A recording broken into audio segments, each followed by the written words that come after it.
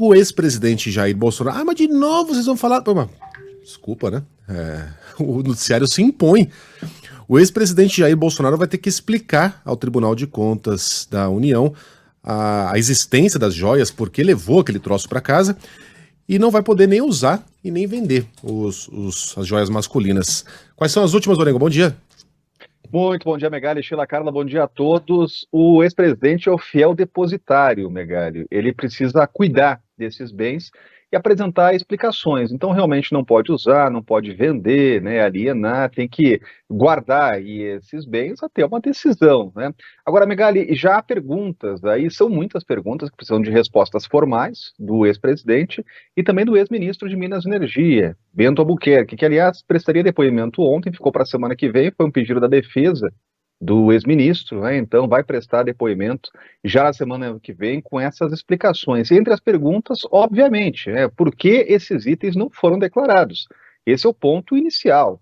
Se eram realmente personalíssimos, como a defesa do ex-presidente coloca, né, e em nota, inclusive em relação àquele segundo estojo que está hoje com o ex-presidente, por que isso não foi declarado? Por que não houve, inclusive, pagamento de impostos? Porque se é personalíssimo, tem que ter lá um pagamento, né? Agora, Megali, aqui em Brasília, a pergunta que se faz é o seguinte, né? Por que isso não foi registrado?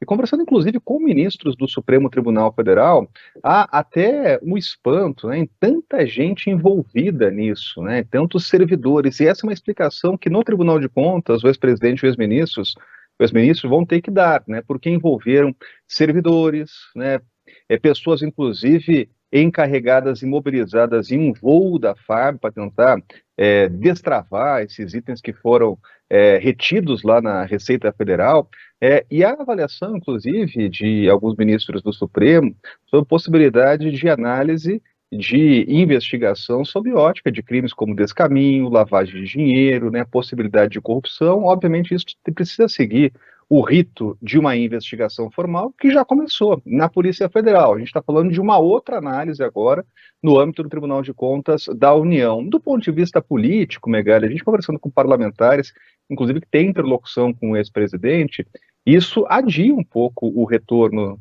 do ex-presidente ao Brasil. Teve até aquele anúncio do filho do presidente, né, que ele viria aí nas próximas semanas, mas isso depois foi descartado.